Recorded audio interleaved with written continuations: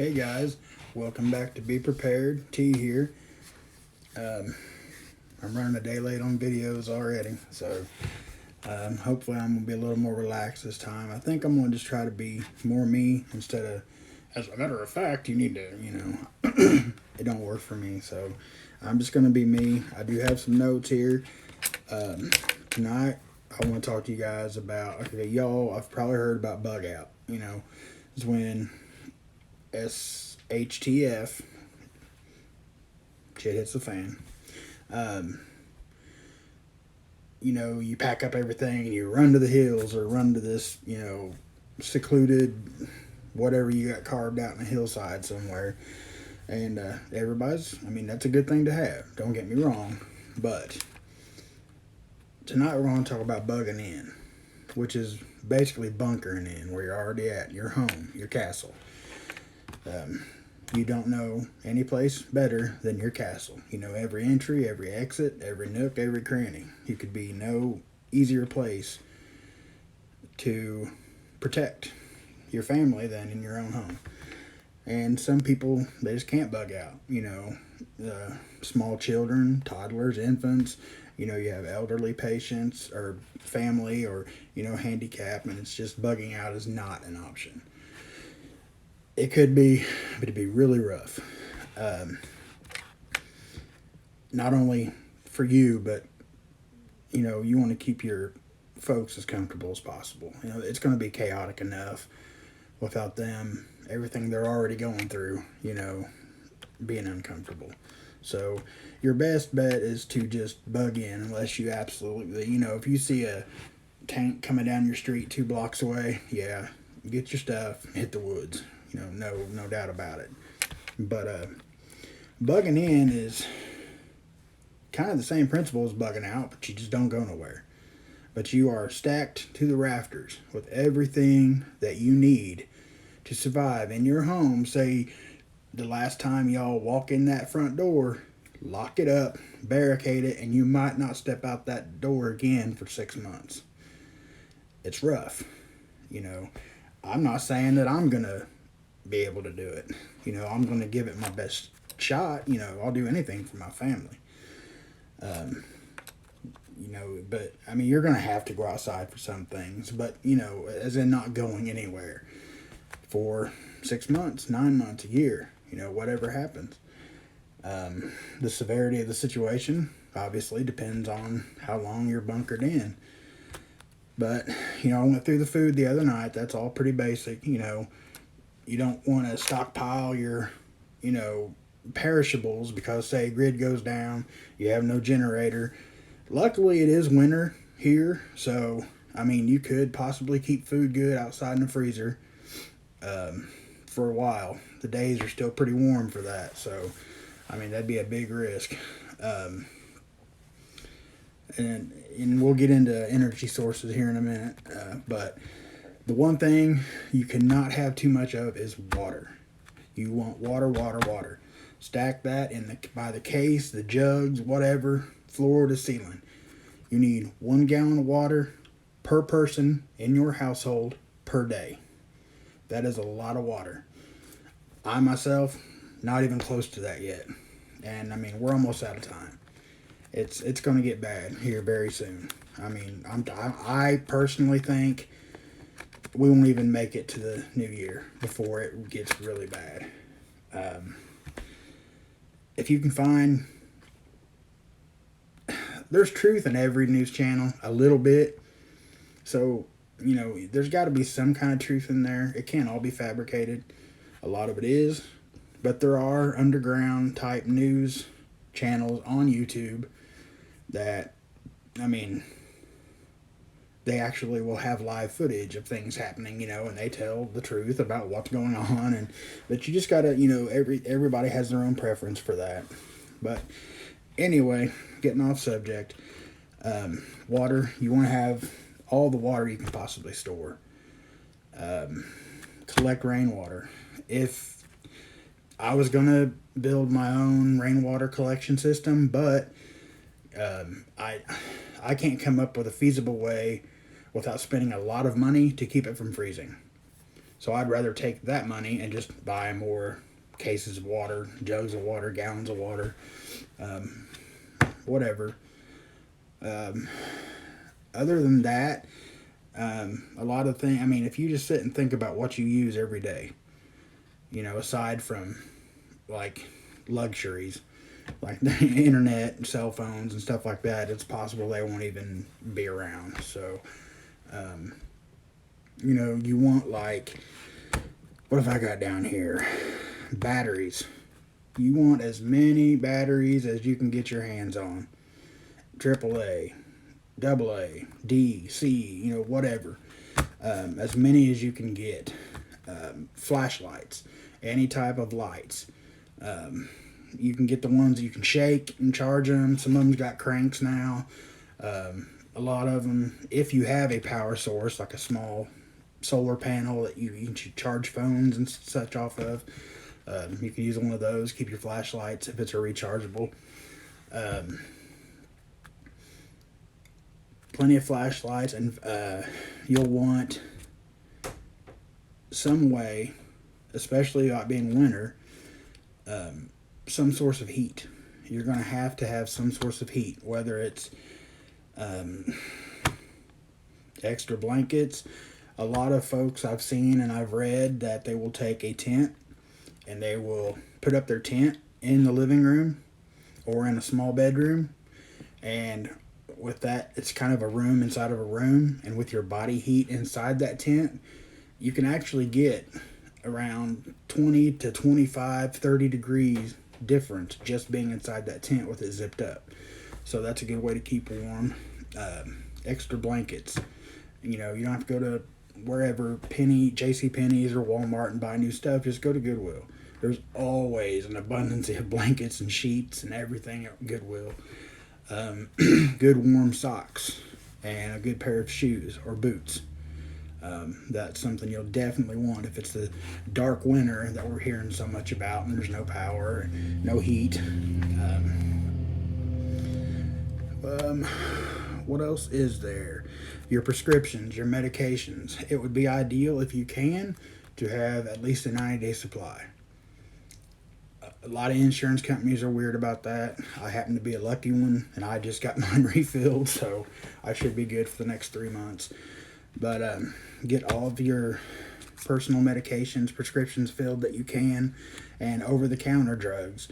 Go buy aspirin, ibuprofen, Tylenol. And you heard me the other night, I was talking about Dollar Tree. You can go get all of this stuff at Dollar Tree. Ibuprofen, pain relievers, Benadryl, alcohol, peroxide, cough syrup, vitamin C drops. You can get a very good stockpile of all of those things from the Dollar Tree. Band-Aids, Ace bandages. I mean, they got a lot of stuff there. You can put pretty decent, at least, minimal first aid kit together. I mean, they don't have tourniquets and things like that, and surely to God, I hope we don't need those. It could happen, but for the most part, you can get a really good medical supplies. I mean, given the circumstances, good medical supplies at the Dollar Tree. You're going to want your personal hygiene. Stock up on that. Your toilet paper. I ain't saying go hoard and buy every daggone roll they have at Walmart, but go get you some toilet paper. Sam's Club, I believe, has 46 rolls, something like that, for, I think it was $16. I don't know. But, you can buy stuff like that and get a lot more than you would buying it by the packs at Walmart. Feminine products, tampons, pads, whatever you might need personally. I'm not saying you got to stock up on hairspray and makeup and whatever, because you're not going to be anybody, or you're not going to see anybody that's going to give a damn about that. Excuse me. But you definitely want to take care of your personal hygiene, because, it's unhealthy to be unclean, period. Man, woman, child, especially our seniors, they have to stay clean. The handicapped have to stay clean. People are so prone to infections, and I mean, it's going to be rough enough. You know, baby wipes. Baby wipes are one of the easiest, quickest ways to clean yourself up. I mean, you can buy a box of like 1,500 of them at Walmart for like 18 bucks. And, you know, for a typical family, 1,500 baby wipes, that'll go a little ways. You know, I'd buy a couple of boxes, but if you can afford it. If not, Dollar Tree has little packs of baby wipes. Just one more thing, I love the Dollar Tree. Cleaning supplies. You're going to want plenty of bleach. And what I found, instead of buying bottles of bleach at Walmart, Big Lots, wherever, they have little bottles of bleach tabs. One tab makes a gallon of bleach. You get like 20 tabs for $3, I think.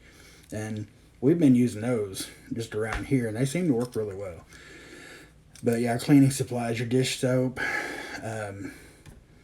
disinfectant, all that you can get, of course, hand sanitizer, stuff like that.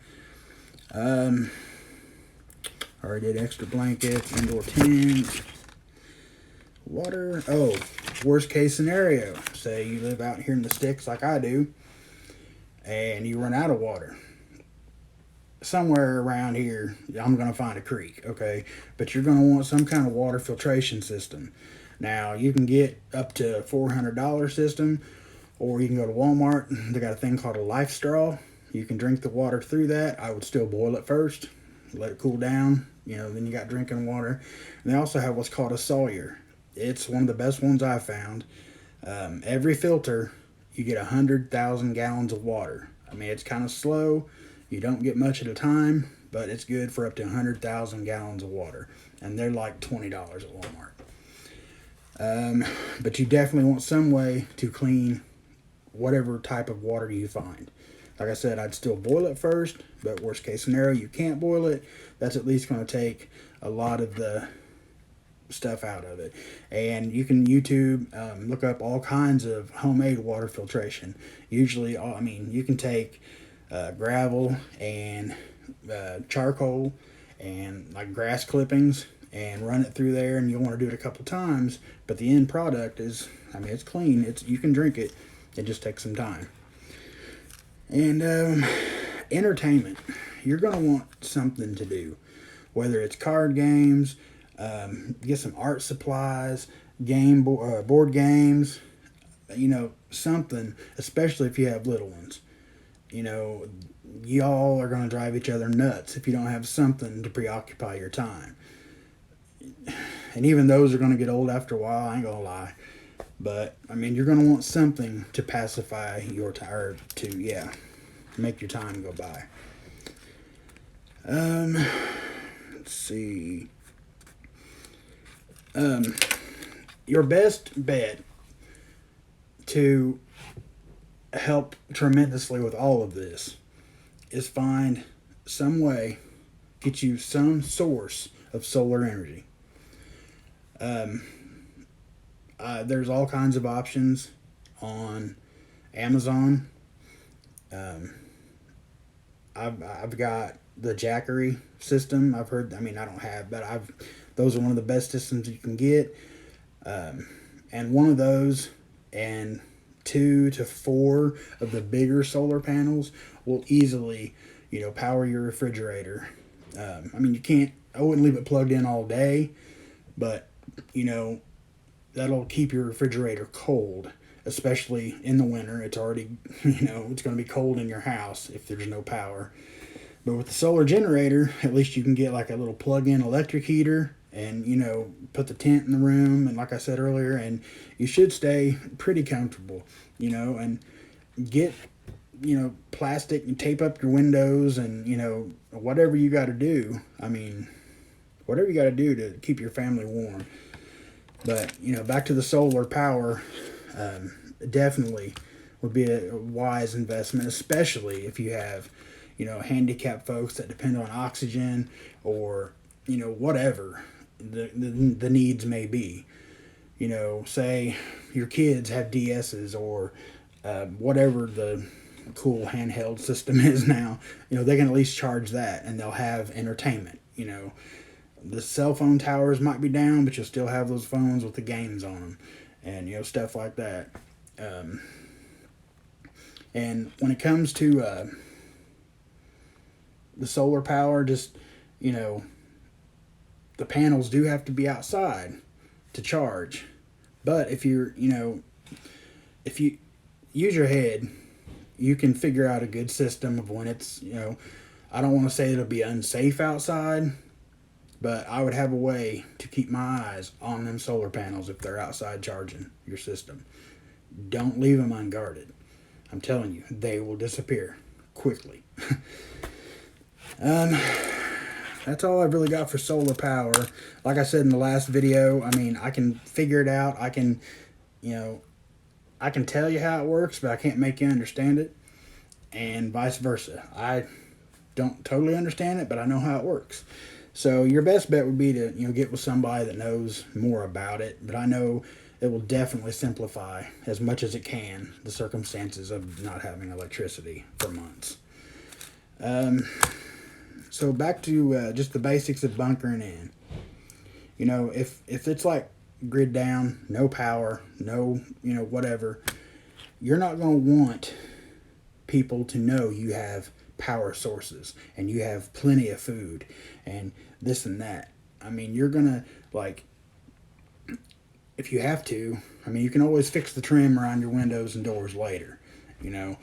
If you have to, you get a staple gun, staple blankets, or black plastic, the contractor trash bags over your windows. Don't let people, at nighttime, you don't want light coming out of your house and everybody else's is black, because you're going to be a target real quick. And they know if you have got your stuff together enough to where you've got solar power, you're probably sitting on a lot of other supplies they'd like to have too. And I don't think you want to, have to come to that kind of decision with somebody that's lived beside you, 10 years, decide you're going to have to do something because they're trying to get in your house. That's not a position I'm looking forward to being in. If it comes down to it, I'm going to do what I got to do. But, nobody wants to be in that situation. So make it pretty much a blackout situation at night. Let's see what else. Sorry, my mind just went blank. I seen a text message come up and I derailed. Keep the house black at night. Be what they call a gray man. If you do have to be outside in the daytime or, whatever, and you do interact with strangers or people, just go with be an actor. You're hungry. You haven't eaten in 2 days. You haven't had this and you haven't been able to clean yourself or whatever. Don't let them know, that you got plenty of food. You just got up from a tremendous meal and you're just outside strolling around smoking a cigarette. No. You want to be a gray man. You want to have the same complaints and be in the same desperation that everybody else around you's in, or you will become a target again.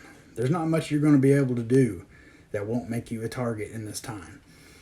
So be prepared to just blend in. Don't make a scene. No noise coming from your house. If you decide to plug in a radio to your generator, keep it down. Don't let people hear that. If you put your solar panels outside, try to put them where no one can see them. It's going to be rough to do. Just a second. It's going to be rough to do, but it can be done. What else is there? There's so much stuff. After I'm done with this video, I'll be like, oh my god, I forgot to talk about blah blah blah. But like I said, I'm gonna try to do this every other day. Hopefully I'll start getting some kind of following on here. If you like what I'm doing here, please share it where everybody can see. I'm not shy. Well, I am shy, but not on here. So just get everything you can, stack it to the ceilings. We're running out of time, folks. It's coming. It's coming quick. And I'm hoping that I'll see you guys here in a few months and everything's calm and cool and you'll think I was a nutcase. That's the best case scenario. And I'll live with that. I hope I'm wrong, but I really don't think I am, guys. So, just God bless each and every one of you, and just Make sure you're prepared. Papa Prepper out.